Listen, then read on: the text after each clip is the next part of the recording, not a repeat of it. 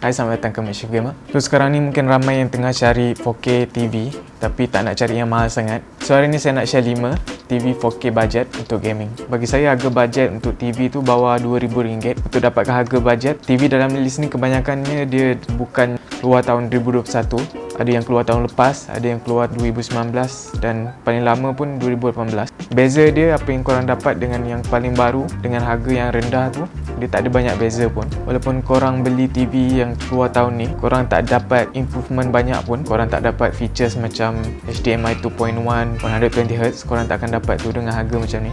Tapi harga dia lebih mahal daripada yang keluar tahun sebelum ni, tapi improvement dia tak banyak pun. So untuk dapatkan best bang for your buck, saya suggest cari TV yang lama sikit dan still lagi korang dapat TV yang bagus. Ni adalah pendapat saya je. So kalau korang ada pendapat sendiri, korang boleh bagi tahu saya, boleh share. So disclaimer sikit, harga yang korang tengok dekat video ni adalah harga yang korang boleh dapat dengan Lazada ataupun Shopee. Kalau korang beli dekat store lain, mungkin harga dia lebih tinggi. So untuk dapatkan harga yang ni, korang kena check dekat Lazada ataupun Shopee. Tapi sebelum tu, kalau korang baru kat channel ni, kalau korang suka konten tentang tech ataupun gaming, korang boleh subscribe ke channel ni. So tak nak cakap panjang, jom.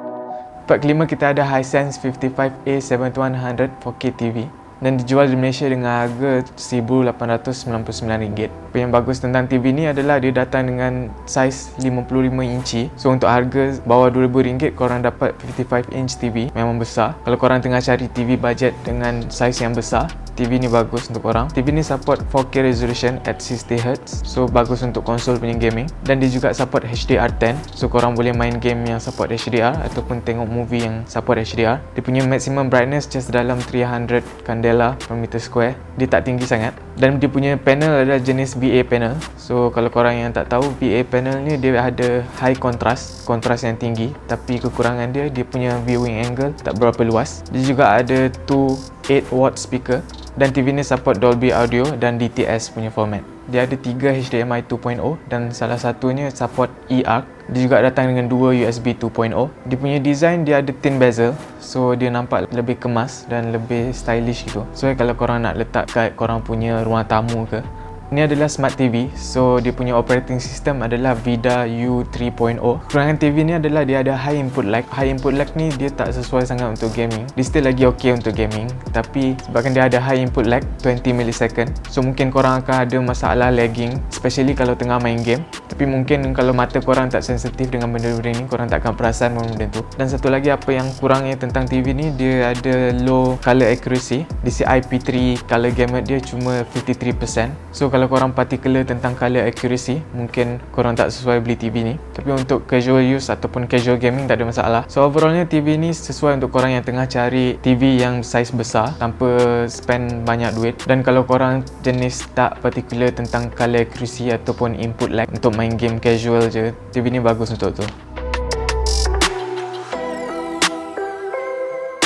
Tempat keempat kita ada Xiaomi Mi 4S 4K TV. TV ni keluar tahun 2018, so dia agak lama dah dekat market. Tapi spek dia still lagi ok untuk gaming. Dan korang boleh dapat TV ni dengan harga RM1,588. Untuk 4K 43 inch punya TV tu dah agak bagus. Dengan harga macam ni, korang dapat 43 inch punya panel, IPS panel. Apa kelebihan IPS panel ni? Dia ada viewing angle yang luas dan kekurangan dia adalah low contrast. So kontras dia tak berapa tinggi. Of course dia support 4K at 60Hz dan dia punya response time agak rendah dengan 8 millisecond je. So bagus untuk gaming. Dia juga support HDR10 untuk HDR punya gaming ataupun HDR punya content. Dan dia ada 2 8-watt speaker. Untuk audio punya format, dia support Dolby Audio dan DTS dan juga Virtual Surround Sound. Dia datang dengan 3 HDMI 2.0 dan 1 support eARC dan dia datang dengan 2 USB 2.0.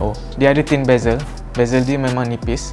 So dia memang nampak cantik. Dan dia punya DCI-P3 color gamut accuracy adalah 73%. So tak berapa tinggi dan juga tak terlampau rendah. Still lagi okey. So overall TV ni adalah yang paling murah daripada segi harga dia, tapi still lagi korang dapat spek yang solid untuk gaming punya TV. Dan kalau korang nak upgrade dia punya size, dia ada size lain yang dengan harga yang lebih tinggi sikit, tapi saya try cari yang paling rendah dia punya harga. So 43 inch tu dah cukup bagus bagi gaming untuk saya.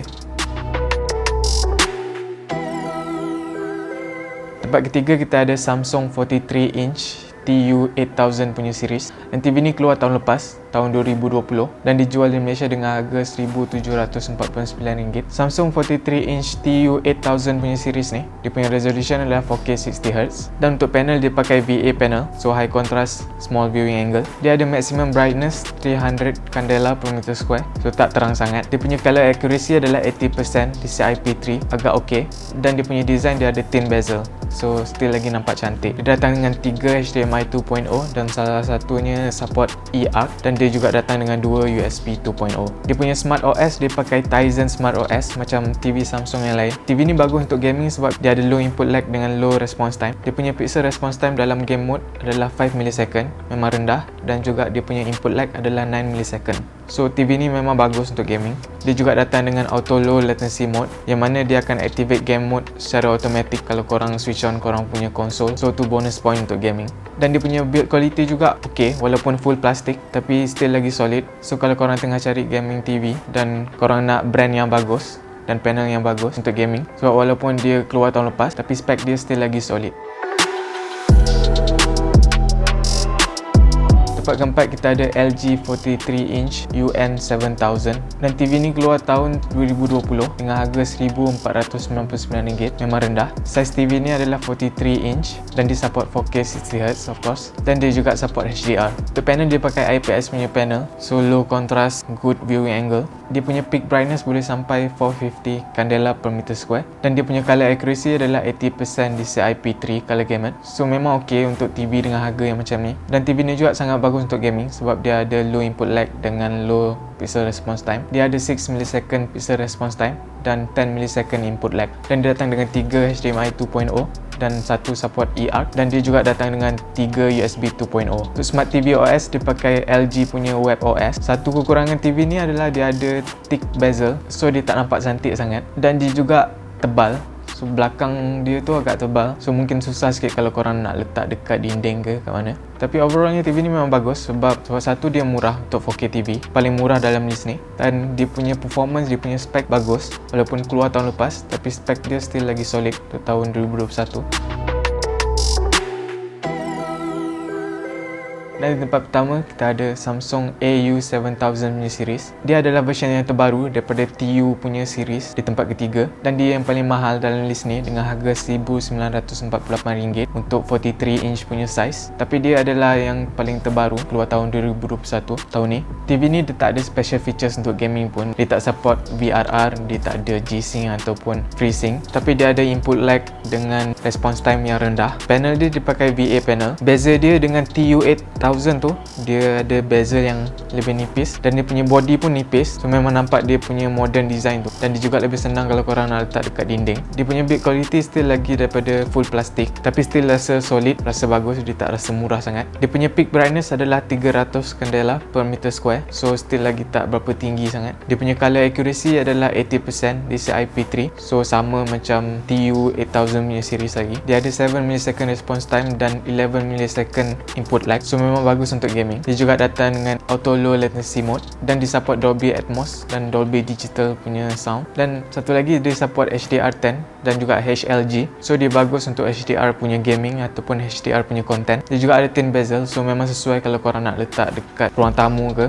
Dia datang dengan 3 HDMI 2.0 dan 2 USB 2.0. So conclusionnya, Samsung AU7000 punya series ni daripada segi specs atau performance, kalau dibandingkan dengan TU8000 punya series yang tahun lepas, dia tak ada beza sangat, tapi dia punya design tu lebih nampak modern, so sebab tu dia ada di tempat yang pertama dalam list ni.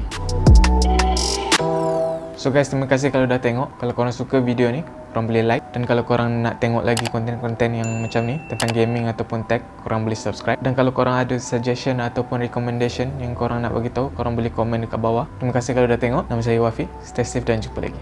Bye.